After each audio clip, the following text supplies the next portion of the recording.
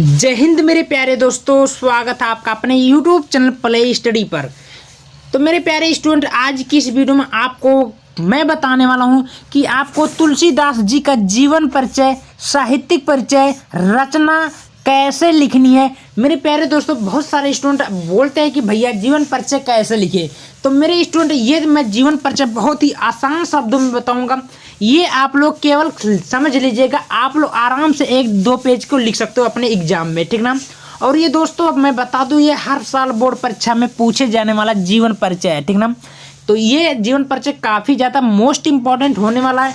आप लोग इस वीडियो को थोड़ा बढ़िया से देखिएगा और 2026 के बोर्ड एग्जाम में ये जीवन परिचय आना फिक्स है मेरे प्यारे दोस्तों, और तैयार करके जाना, ठीक है। ये क्लास 10 का भी, क्लास 9 का भी, क्लास 8 का भी, क्लास 12 का, मतलब चारों क्लास के लिए मोस्ट इंपॉर्टेंट है, ठीक ना। मैं आप सभी को बहुत आसान शब्दों में समझाऊंगा, कम शब्दों में समझाऊंगा। आप लोग इस वीडियो को पूरा देखिएगा, और जो भी स्टूडेंट चैनल पे नए हैं, चैनल को सब्सक्राइब कर लीजिएगा और वीडियो को एक बार दिल से लाइक भी कर लीजिएगा।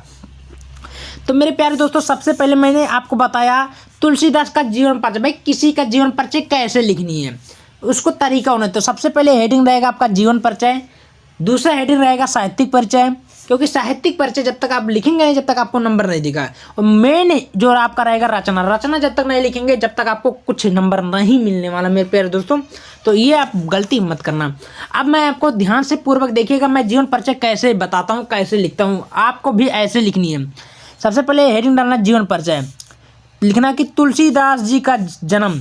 ये देखिए, आप बोलोगे कि भैया आपको काला क्यों कर दिया, तो आपको भी हेडिंग बढ़िया बढ़िया लिखना। भाई, 1532 ईस्वी में बांदा जिले के राजापुर गांव में हुआ था। कुछ विद्वान इनका जन्म जिला एटा जिले के, कहाँ हुआ था, एटा जिले के सोरो गांव में मानते हैं।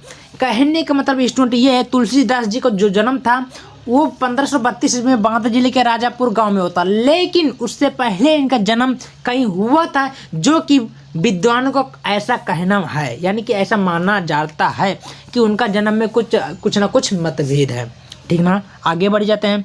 इनका बचपन का नाम क्या था, यानी कि पहले छोटे थे बचपन का नाम क्या था, राम बोला।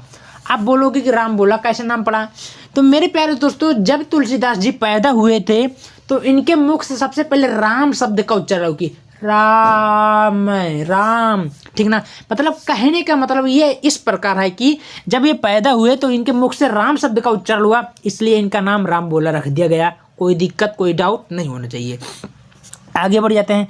इनके पिता का नाम आत्माराम दुबे। भाई, इनके पिताजी का नाम क्या था, आत्माराम दुबे था, और इनकी मम्मी और उनकी माता का नाम हुलसी देवी था। आप पूछो कि जीवन परिचय में लिखते समय इनकी मम्मी पापा कैसे स्थिति था, तो वो भी बताता हूँ। अब देखो क्या होता है। अब ये जो इनकी पापा जो थे आत्माराम दुबे और माता हुलसी देवी या तुलसी देवी, कुछ भी जो भी था, हुलसी देवी था, थोड़ा यहाँ तुलसी लिखी गया। कहने का मतलब स्टूडेंट ये था, ध्यान से देखिए, कि मतलब ये मूल नक्षत्र में पैदा हुए थे। कहाँ हुए थे, मूल नक्षत्र में पैदा होने के कारण इनके माता पिता इनको क्या कर दिए थे, त्याग दिए थे, छोड़ दिए थे, ठीक ना। तो ये कैसे कैसे अपने गुरु के साथ गए, बैठे, पढ़ाई लिखाई जो भी हुआ उनके गुरु के द्वारा हुआ, वहाँ से हुए बड़े हुए।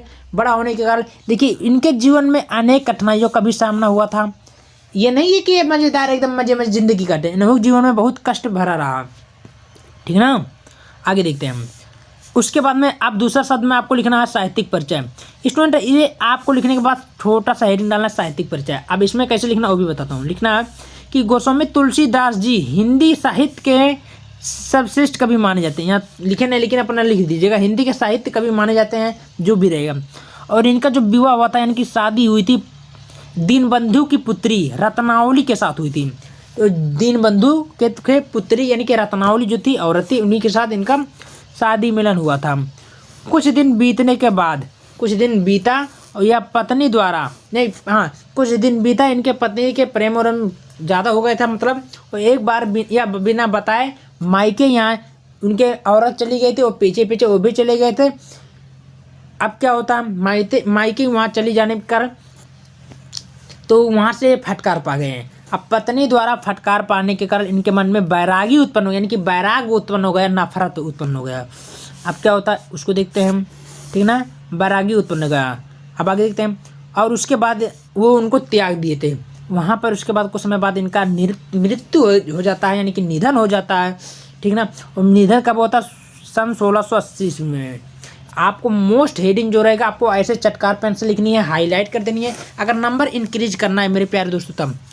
फिर आगे लिखेंगे इनकी जो भाषा थी ये ब्रज भाषा थी, शैली थी दोहा चौपाई आदि शैली थी। अब मेरे प्यारे दोस्तों इनकी जो रचना थी मुख्य रचना थी, ये आपको लिखना मत भूलना। तो इनकी जो रचना थी पहले दोहावली था, गीतावली था, कवितावली था, रामचरितमानस। कुछ प्रकार आप इस प्रकार आपको जीवन परिचय में ये सब लिख देनी। देखना एक नंबर आपको एग्जाम में नहीं काटेगा, पूरे के पूरे 5 नंबर आपको देकर जाएगा, मैं गारंटी लेता हूँ। बस ऐसे लिखनी है। वीडियो पसंद आए वीडियो को लाइक करो और शेयर करो, और ऐसे अगर चाहिए तो कमेंट करो, और सभी विषय का ऐसे मिल जाएगा।